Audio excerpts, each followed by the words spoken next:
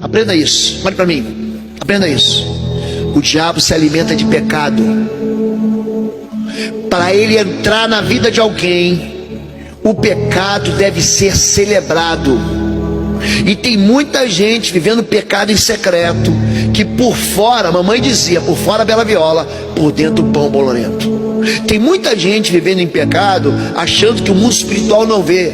Você está sendo tolo. Sabe por quê? Porque o mundo espiritual conhece você, o mundo espiritual conhece a mim, e você tem fama espiritual. Eu e você, queridos, temos fama espiritual. No livro de Atos, capítulo 19, o apóstolo Paulo está ali fazendo maravilhas. É o único lugar na Bíblia que diz assim: então o Senhor, pelas mãos de Paulo, fazia maravilhas em Éfeso. Aí, os 7 filhos do sumo sacerdote da cidade, era um sujeito chamado Seva, saiu para expulsar demônios em nome de Jesus, a quem Paulo prega. Eles entram na casa de um sujeito, e o espírito imundo manifesta violentamente, fala o seguinte: conheço Jesus, sei quem Paulo é, e vocês quem são? Eu e você temos fama espiritual. Então, antes de você dizer que você está sendo retaliado, antes de você dizer que você está sendo perseguido, preste atenção nisso. Viva a sua vida em compromisso de fé. Viva a sua vida com a confissão nos seus lábios. Todo mundo aqui é pecador, querido. Eu sou pecador como você. Todo mundo tem passado. Eu tenho passado. O nosso pastor Reginaldo tem passado. Os membros da igreja do Nazareno Rio Preto têm passado. Mas preste atenção nisso. O nosso passado não pode estar oculto em trevas. O nosso passado precisa estar confessado. No Salmo 32, Davi diz o quê? Enquanto eu escondi o meu pecado, a tua mão pesou sobre mim, mas eu confessei o meu pecado e o Senhor tirou a minha culpa. Vocês entendem isso? Então isso é bom você entender. Tem muita gente que começa bem e termina mal. Sansão começou muito bem. Sansão é um homem, gente, que ele tem uma unção de 1000, né? Ele matou 1000 ele encontra uma queixada de um jumento e ele mata 1000. Só que ele não podia ver uma mulher. E a vida dele está lá no capítulo 13, 14, 15 e 16 do livro de Juízes. Gente, pensa no moço que era o namorador, era ele. Ele ficou lá com uma moça, ele conseguiu ser traído. A Bíblia diz: não se ajunte em julgo desigual. Aí ele foi se casar com uma mulher lá do povo filisteu. Ele conseguiu ser traído na noite de núpcias, na semana, sabe a lua de mel? Pronto, ele foi traído ali. Aí mais tarde ele vai o quê?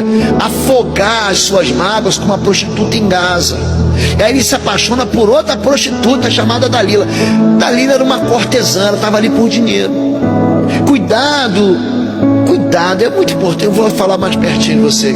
Aonde você coloca tua cabeça para dormir. Ele deita a cabeça no colo de uma mulher que não queria nada com ele. Sabe o que acontece com ele?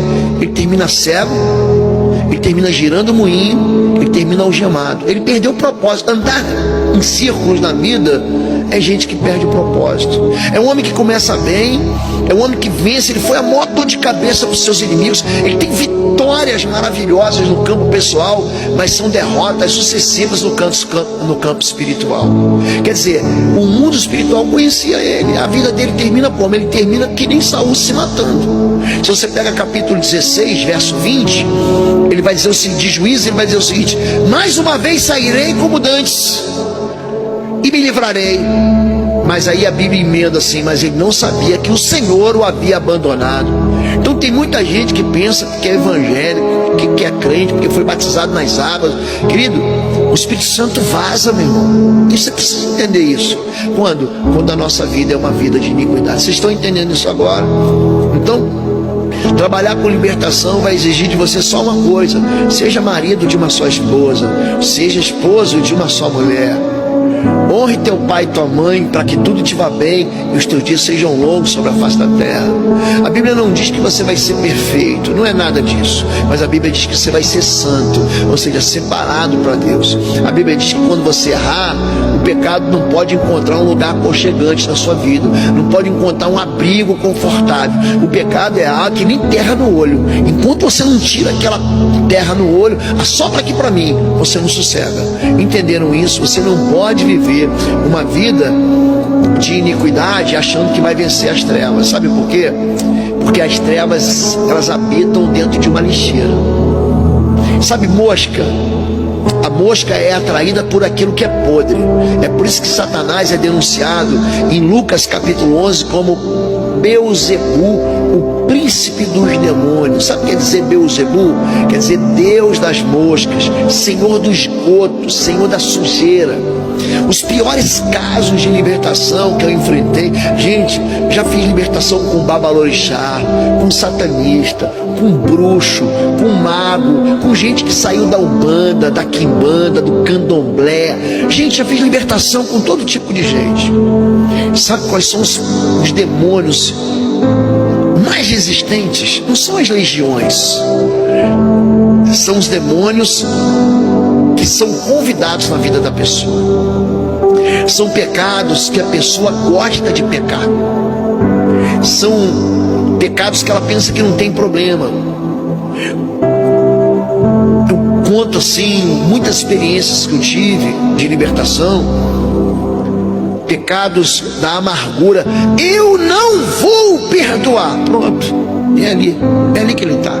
É a amargura, é a culpa, é o ódio, é o ciúme, é a inveja.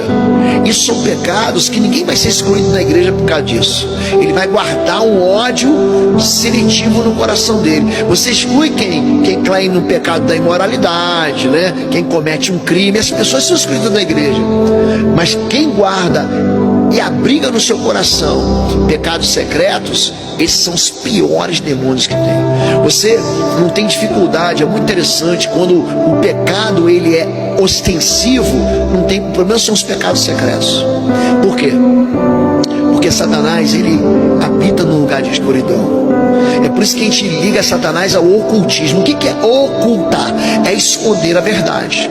E Jesus vai dizer o seguinte: conhecereis a verdade vos libertará. Aqui ele não está falando só de conhecer a Bíblia, ele está falando de você abrir o teu coração, de você confessar as tuas iniquidades, os seus medos, os seus abusos.